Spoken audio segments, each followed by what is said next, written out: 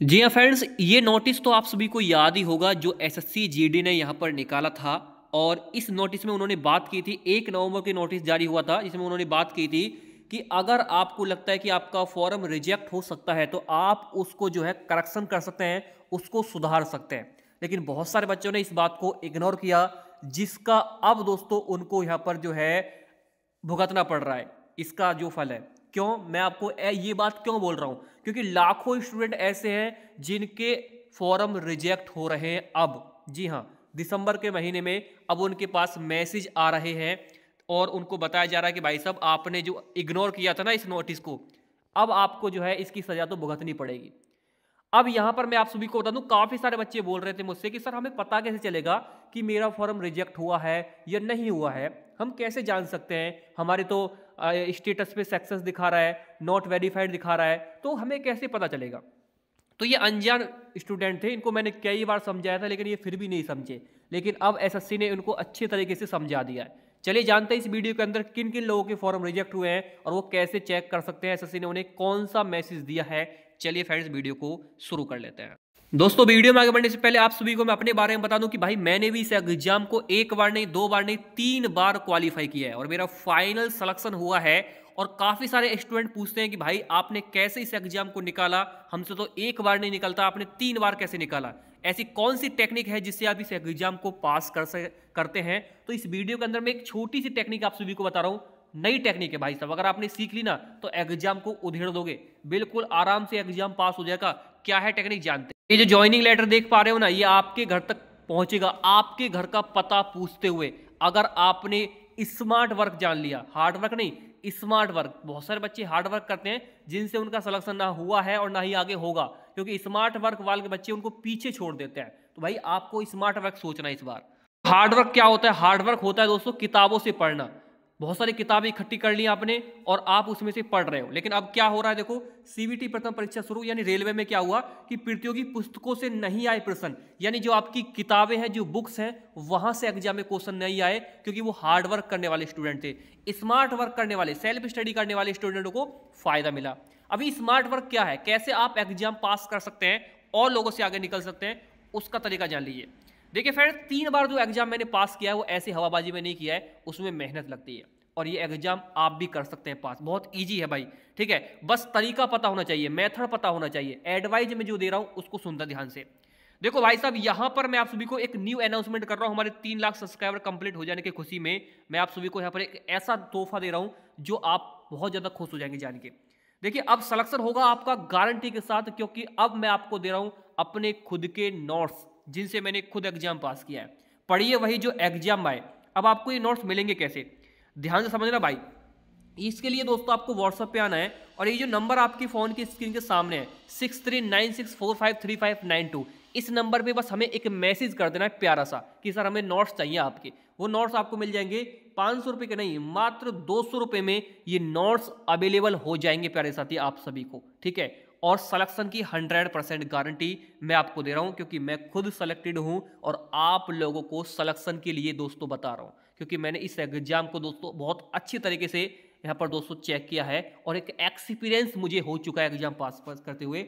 और मैं रिकॉर्ड बनाने वाला हूँ 5 बार इस एग्जाम को पास करने के लिए, ठीक है? लेकिन दोस्तों देखिए, ऐसा नहीं है कि मैं किसी की सीट को काट रहा हूँ, मैं सिर्फ दोस्तों एग्जाम पास करता हूँ। 1 बार मैंने ज्वाइनिंग ली है, बाकी दोस्तों मुझे कोई आगे इसमें इंटरेस्ट नहीं था, फिर दोस्तों मैंने जॉब को छोड़ दिया, ठीक है? और देखो आप सभी जानती हैं कि सिलेक्शन जो होता है ना, वो एक स्मार्ट वर्क से होता है। तो भाई आप भी अगर जानना चाहते हैं तो इस नोट्स को एक बार पढ़ के देखिए, सिलेक्शन ना होना तब बता देना, ठीक है? आइए अब आते हैं अपने मेन टॉपिक पर। जिसको भी नोट्स चाहिए अभी नंबर पे मैसेज कर सकते हैं।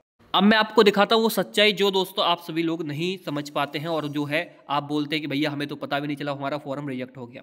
लेकिन अब देखिए दोस्तों, एक स्टूडेंट है यहाँ पर, आप देखिए CPSSC NER करके इनके पास से मैसेज आया और 1 नवंबर को मैसेज आया।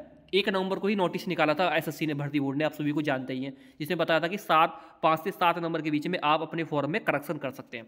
तो इनके पास मैसेज क्या आया? जो बच्चे बोलते हैं ना सर हमें कैसे पता चलेगा, तो ऐसे पता चलेगा। देखो, dear candidate, your application for CT/GD 2025 has not been found in order due to the invalid photo. देखो इन्हें ये बोल रहे हैं कि भाई साहब आपका फोटो इनवैलिड है, इसलिए आप कृपया करके, आपके पास टाइम है अभी, क्योंकि 1 नवंबर को हम बता रहे हैं आपको, 5 से 7 नवंबर को आप जो है अपना फोटो सिग्नेचर, जो फोटो इसमें दिया हुआ है उसको ठीक कर लेना।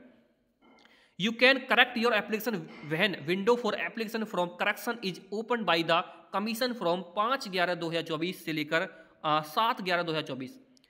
Non correction will lead to cancellation for your application form the examination SSC NER। ये बोल रहे हैं कि अगर आपको हम मौका दे रहे हैं कि आप अपने फॉर्म को करेक्शन कर सकते हैं, अगर आप ऐसा नहीं करते हैं, क्योंकि ये विंडो जो ओपन हो रही है हमारी 5 नवंबर से लेकर 7 नवंबर के बीच में ओपन हो रही है, अगर आप करेक्शन नहीं करते हैं तो आपका फॉर्म कैंसिलेशन यानी आपका फॉर्म कैंसिल कर दिया जाएगा, आपका फॉर्म रिजेक्ट कर दिया जाएगा। ये भाई तब भी नहीं समझे। फिर इनके पास 4 नवंबर को फिर से एक बार मैसेज आया कि भैया क्या है, अभी ध्यान है आपको नहीं, हमने जो बताया एक बार फिर से समझ लीजिए कि हम यहाँ पर आपको सारी चीज़ें बता रहे हैं, वही सारी चीज़ें सेम टू सेम डिट्टो यहाँ पर उन्होंने टाइप कर दी। लेकिन इस भाई को क्या पता, इसने तो खोल के भी चेक नहीं किया, बस हवाबाजी थी। अब क्या हुआ भाई, इस भाई से मेरी बात हुई है और इन्होंने हमें बताया कि सर मैंने जो है यहाँ पर फॉर्म में करेक्शन नहीं किया। समझ रहे हो, फॉर्म में मैसेज आने के बाद भी करेक्शन ये नहीं कर पाए। अब आप खुद ही समझ सकते हैं, जब SSC बोल रहा है कि आपके फॉर्म को हम अगर नॉन करेक्शन करते हैं आप तो भैया कैंसिल कर देंगे, ये साफ साफ इन्होंने बोला है, अगर आप करेक्शन नहीं कर पाते हैं तो।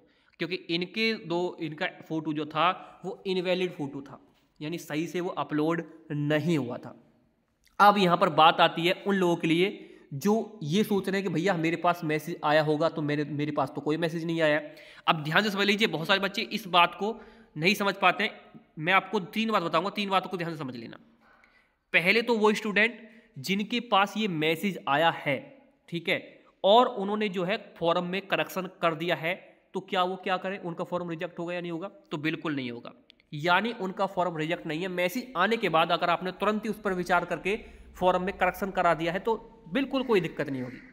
दूसरे वो स्टूडेंट जिनके पास मैसेज नहीं आया है और उनको लगता है कि भैया मेरे फॉर्म में कोई मिस्टेक हो सकती है, तो मैं उनको बता दूं कि भैया जब मैसेज नहीं आया तो आप क्यों परेशान हैं, आपका फॉर्म भी रिजेक्ट नहीं होगा। तीसरे वो स्टूडेंट जो इस कैटेगरी में आते हैं, जो मैं आपको बता रहा हूं कि मैसेज आने के बाद भी इन्होंने इसको इग्नोर किया। और अब आप एक बार चेक करना भाई, 1 नवंबर का मैसेज चेक करना आप जाके, कहीं आपके पास इस तरह का कोई मैसेज तो नहीं है। अगर आपने फॉर्म में करेक्शन नहीं किया है तो फिर तो भाई बहुत बड़ी दिक्कत हो सकती है। ना मैं कोई डिमोटिवेट कर रहा हूँ, सिर्फ मैं आप सभी को जो है एक रूल बता रहा हूँ SSC का, जो आप सभी लोग इसको इग्नोर कर जाते हैं। बहुत सारे बड़े बड़े यूट्यूबर हैं जिनके कोर्स भी लेते हैं ना, वो भी इन बातों को नहीं बताते हैं भाई साहब। उनको सिर्फ अपना पढ़ाना है और स्टूडेंटों को सिर्फ जो है पढ़ा के जो है सेलेक्ट करवाना है, लेकिन ऐसी चीज़ें वो नहीं बता पाते हैं आपको, क्योंकि ये बहुत बारीक चीज़ है जिनसे बहुत सारे स्टूडेंट नहीं समझ पाते हैं। तो भाई साहब एक बार जाके 1 नवंबर 4 नवंबर का मैसेज चेक कर लेना जाके, कहीं आपके पास मैसेज तो नहीं पड़ा हुआ है। अगर पड़ा हुआ है तो भाई दिक्कत हो सकती है फिर, ठीक है, समझ लेना फिर।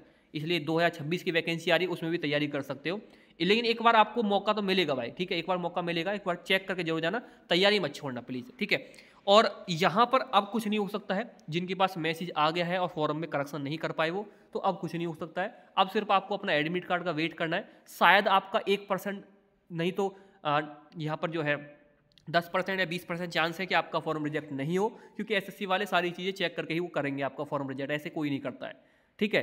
तो बस इतना ही मैं आपसे बोल रहा था कि भाई बहुत सारे फॉर्म ऐसे हैं जो रिजेक्ट हो चुके हैं, और एक मैसेज मेरे पास पहले भी आया था, मैंने आपको वो भी दिखाया था, मैं आपको फिर दिखा रहा हूँ। तो इस तरीके से एक बार फिर मैसेज आया था एक भाई के पास भी, इस तरीके से SSC GOB से आया था मैसेज, जहाँ पर यही लिखा हुआ था कि dear applicant your CTGD exam 25 form provisionally rejected, correction window form 5 से 7 नवंबर 24, चेक एप्लीकेशन स्टेटस। तो ये बोल रहे हैं कि भाई साहब आपका फॉर्म रिजेक्ट हो चुका है। इनके पास तो इस तरह का मैसेज अब आया है, ये अब इनके पास मैसेज आया है जिन्होंने इसको सही से जो है करेक्शन नहीं कर पाए थे, तो उनका जो है भैया वो रिजेक्ट कर दिया था उन्होंने, क्योंकि ये अपना फॉर्म जो है करेक्शन नहीं कर पाए। तो ऐसे मैसेज अगर आपके पास आ रहे हैं तो मुझे ज़रूर बताएं, और आ चुके हैं तो भाई इसका कोई सॉल्यूशन नहीं है फिर तो, क्योंकि भाई SSC बोल चुका है कि 5 से 7 नवंबर को हम जो है आपका फॉर्म में करेक्शन करवा रहे हैं, तो आपने नहीं किया तो गलती आपकी है ना, SSC की थोड़ी है, क्योंकि SSC तो बार बार सारी चीज़ नोटिस भी दे रहा है आपकी वेबसाइट पर, और आपको मैसेज भी कर रहा है, सारी चीज़ें आपको बता रहा है। आप कॉल करके थोड़ी बताएगा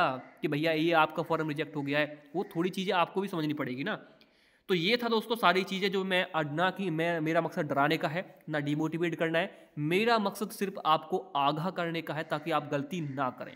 ठीक है, तो आई थिंक आप सभी लोग समझदार हैं ही, और जिसने पीडीएफ नहीं लिया है वो पीडीएफ से अपनी तैयारी को और आसान कर सकते हैं। तो आज के इस वीडियो में इतना ही। थैंक यू, धन्यवाद।